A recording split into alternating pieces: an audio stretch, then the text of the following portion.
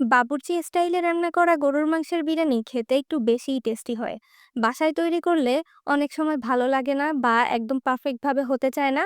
তাদের জন্য আজকে আমার এই রেসিপিটি। আজকে আমি বাবুর্চি স্টাইলে গরুর মাংসের বিরিয়ানি তৈরি করে দেখাবো। একদম রেস্টুরেন্টের মতো পারফেক্ট লুক হবে, খেতে হবে দারুণ মজার। আর রান্নার পদ্ধতিটা একদম সহজ। বাবুর্চিরা সাধারণত কিন্তু প্যাকেটের মশলা দিয়ে খুব কমই বিরিয়ানি রান্না করেন। তারা তাদের অভিজ্ঞতার আলোকে একটা মশলা তৈরি করে নেন নিজেদের মতো করে বিরিয়ানির মসলা। আমি আপনাদেরকে সেই সিক্রেট মসলাটাও আজকে তৈরি করে দেখাবো। ঘরোয়া গরম মসলা দিয়ে আমরা আজকে বিরিয়ানির মসলা তৈরি করব। আর এই মসলাতে আজকের বিরিয়ানিটা রান্না করব আর এটা খেতে হবে নাম্বার 1।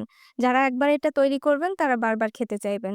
একটা স্টার এলিশ নিয়ে নিলাম, একটা জয়ত্রী নিয়ে নিয়েছি, জয়ত্রীর ফুল, একটা কালো এলাচ, একটা জয়ফলের অর্ধেকটা নিলাম, শাহজিরা ১ চা চামচ, গোলমরিচ ১ চা চামচ, লবঙ্গ ১ চা চামচ, এলাচ ১ চা চামচ, পোস্তদানা ১ চা চামচ আর কয়েক টুকরা দারুচিনি নিয়ে এটাকে খুব ভালোভাবে ব্লেন্ড করে নিচ্ছি।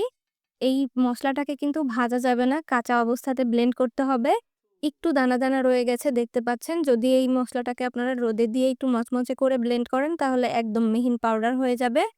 এই মসলাটা দিয়ে আজকে আমি বিরিয়ানিটা রান্না করব আর এই মসলাগুলো যেকোনো মুদির দোকানে পেয়ে যাবেন। 1/2 কাপ পরিমাণ সয়াবিন তেল নিয়ে নিলাম, তার মধ্যে 2 টেবিল চামচ পরিমাণ ঘি দিয়ে দিয়েছি। আর এর মধ্যে পেঁয়াজ কুচি দিয়ে দিলাম 1 কাপ পরিমাণ। রান্নাতে ঘিয়ের পরিমাণটা যতটা বেশি দিবেন এর ঘ্রাণটা তত বেশি ভালো হবে, তাই চেষ্টা করবেন ঘিটা অবশ্যই দেওয়ার। তবে যদি হাতের কাছে না থাকে তাহলে ঘি ছাড়াই রান্নাটা করতে পারেন। পেঁয়াজটা একটু লালচে কালার হয়ে গেলে এর মধ্যে আস্ত গরম মসলা দিয়ে দিব, তেজপাতা, দারুচিনি, এলাচ, লবঙ্গ, গোলমরিচ। আর এই মসলাগুলো খুবই অল্প পরিমাণ দিব, 1/2 চা চামচেরও কম। এরপর আমরা দিয়ে দিব পেঁয়াজ এবং রসুনের পেস্ট 1/2 কাপ পরিমাণ, আদার পেস্ট 2 টেবিল চামচ পরিমাণ। খুব ভালোভাবে মসলাটাকে কষিয়ে নিব। এরপর জিরার গুঁড়া 2 টেবিল চামচ পরিমাণ, লাল মরিচের গুঁড়া 2 টেবিল চামচ পরিমাণ দিয়ে দিব। লবণ দিয়ে দিব স্বাদ অনুযায়ী। এখানে 2 টেবিল চামচ পরিমাণ লবণ আছে। আর যে বিরিয়ানির মসলাটা আমরা রেডি করেছিলাম, সেখান থেকে অর্ধেকেরও বেশি অংশ দিয়ে দিব আর অল্প একটু রেখে দিব চালের সঙ্গে দেওয়ার জন্য। এরপর মসলাটাকে খুব ভালোভাবে কষিয়ে নিতে হবে। মসলা যত ভালো কষানো হয় রান্না কিন্তু তত বেশি টেস্টি হয়। টক দই দিয়ে দিলাম 1/2 কাপের থেকে একটু কম। আর টক দইয়ের সাথে আমি 8 টা বাদাম, কাঠবাদামকে একসঙ্গে নিয়ে পেস্ট করে তারপর এখানে দিয়েছি। টমেটো কেচাপ দিয়ে দিলাম 1 টেবিল চামচ পরিমাণ। তারপরে মসলাটাকে আরও কিছুক্ষণ কষিয়ে নিচ্ছি যেন উপর থেকে তেল ছেড়ে দেয় এই পর্যন্ত। এরপর এর মধ্যে গরুর মাংসটা কেটে দিয়ে দিয়েছি। গরুর মাংসটা আগে থেকে কেটে পানি ঝরিয়ে রাখতে হবে। মিডিয়াম সাইজের কাট করে মাংসটাকে আমি দিয়েছি। এখানে 1.5 কেজি পরিমাণ গরুর মাংস আছে।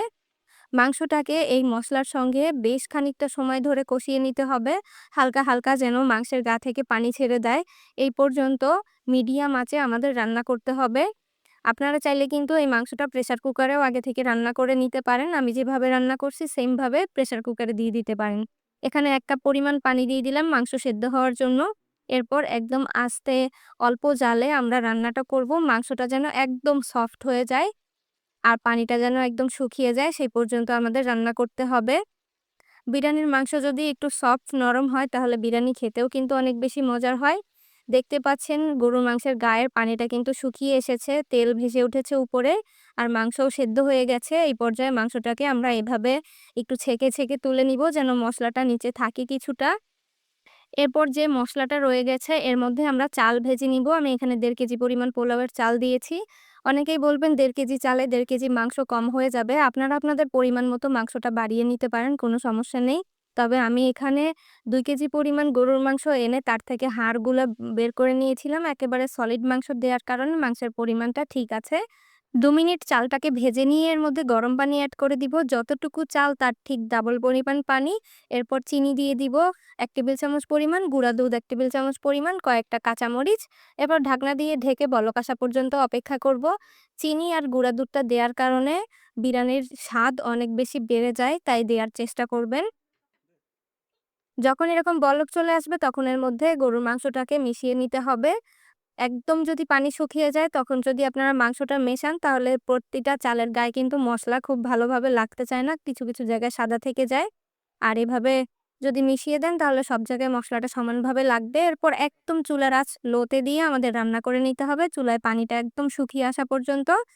পানি যখন শুকিয়ে যাবে তখন উপর থেকে ১ চা চামচ ঘি এবং ১ চা চামচ কেওড়ার জল দিয়ে দিব। অনেকেই কেওড়ার জল দিতে চান না, তারা মিঠা আতর ব্যবহার করতে পারেন অথবা না দিলেও চলবে। এরপর দমে রেখে দিব ১০ মিনিট চুলার উপরে একদম নিভু জালে। ১০ মিনিট পরে গরম, গরম বিরিয়ানি পরিবেশন করার পালা। দেখলেন তো কত সহজে বাবুর্চি স্টাইলের গরুর মাংসের বিরিয়ানি বাসায় তৈরি করে দেখালাম। আপনারা কিন্তু এখন থেকে বিরিয়ানি রান্না করতে গেলে সম্পূর্ণ ভিডিওটা যদি ফলো করেন তাহলে আপনাদের বিরিয়ানির স্বাদ একদম রেস্টুরেন্ট স্টাইল হবে। পুরান ঢাকার অথেন্টিক এই বিরিয়ানিটা খেতে কিন্তু অনেক বেশি মজার। বাসায় একবার হলেও ট্রাই করবেন। আমার কাছে কিন্তু কাচ্চির চেয়ে এই বিরিয়ানিটা খেতে বেশি মজার লাগে। আপনাদের কাছে কেমন লাগে অবশ্যই কমেন্টসে জানাতে ভুলবেন না। আমার আজকের রেসিপিটি নিশ্চয়ই তোমাদের ভালো লেগেছে। আর ভিডিওটি ভালো লেগে থাকলে অবশ্যই লাইক, কমেন্ট, শেয়ার করতে ভুলবে না। এবং আমার চ্যানেলে নতুন হলে অবশ্যই চ্যানেলটি সাবস্ক্রাইব করে রেখো। আমার নতুন, নতুন আরও মজার, মজার রেসিপি দেখার আমন্ত্রণ রইলো। ভালো থাকবে সকলে। আল্লাহ হাফেজ।